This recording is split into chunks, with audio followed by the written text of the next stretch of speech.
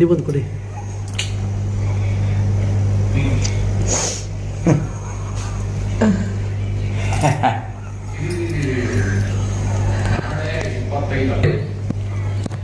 ಮಿಕ್ಸಿಗೆ ಅಭಿಮಾನಿಗಳೇ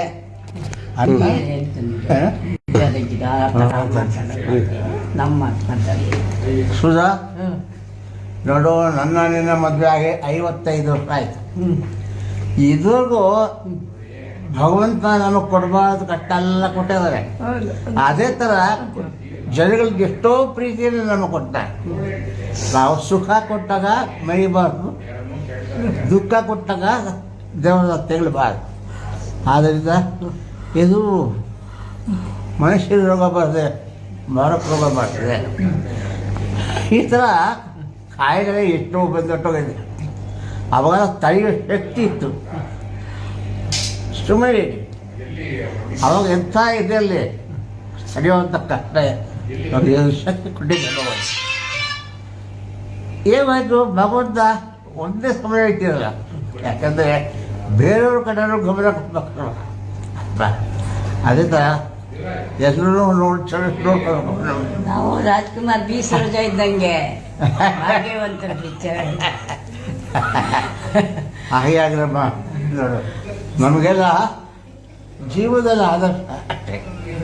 ರಾಜ್ಕುಮಾರ್ ಅವರು, ಭಾರತಮ್ಮನವರು, ಹೀಗೆ ಅನೇಕ ಹಿರಿಯ ಸಾಹಿತಿಗಳು ಮತ್ತು ಕಲಾವಿದರು, ಬಂಧು ಬಾಂಧವರು ಎಲ್ಲ ಅವೆಲ್ಲರೂ ಉದಾಹರಣೆ. ಯಾಕಂದರೆ ಅವರೆಲ್ಲರೂ ಹಾಗೆ ಕೊಟ್ಟ ಪಾಠದಲ್ಲೇ ನಾವು ಮುಂದುವರಿತಿದ್ದೀವಿ ಅಲ್ವಾ.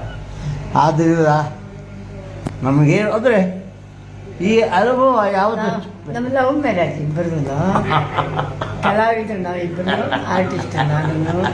ನಾನು ಆರ್ಟಿಸ್ಟ್, ಅವರು ಆರ್ಟಿಸ್ಟ್. ಸಣ್ಣ ವಯಸ್ಸಿಂದ ನಾವು ಜೊತೆಗೆ ಪಾಠ ಮಾಡಿದ್ರು. ನನ್ನ 7 ಇರೋ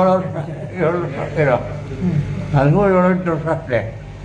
ಅವರಿಂದ ಜೊತೆಲಿ ಪಾತ್ರ ಮಾಡ್ತಾಯಿದ್ವಿ. ಈಗ ಅವಳ ಸ್ವಲ್ಪ ಕಪ್ಪಗಿದ್ಲು, ಕಪ್ಪಗಿದ್ಲು, ಹೋಗಿ ಆ ಕಡೆ ಅನ್ಬಿಟ್ಟು ಬೆಳ್ಳಿರೋ ಹುಡುಗಿ ಯಾರು ಇರ್ತಾರೋ ಕಪ್ಪಿದೆ ಅವರ ಪಕ್ಕದಲ್ಲಿ ಕೋರ್ಸ್ ಬರ್ತಾಯಿದ್ದೆ. ಆ ದಿನಗಳು ಒಂಥರ. ಆದರೆ ನೋಡಿ, ಋಣವಂದರು ಬೇಡ ಪತಿ ಪಶುಪತಿ ಅಲ್ಲಿ ಅಂತಾರಲ್ಲ, ಅದೇ ಥರ ಋಣ ಹೇಳಿ ಇವಳನ್ನೇ ಮದುವೆ ಮಾಡ್ಕೊಂಡು ಭಾಳ ಸಿಂಪಲ್ಲ ಮದುವೆ ಆದ್ವಿ, ಮತ್ತು ಚೆನ್ನಾಗಿದ್ದೀವಿ. ನಿಮ್ಮೆಲ್ಲರ ಬೆಂಬಲ ಆಶೀರ್ವಾದ ಇರಲಿ. ಜೈ ಕರ್ನಾಟಕ. ಮತ್ತು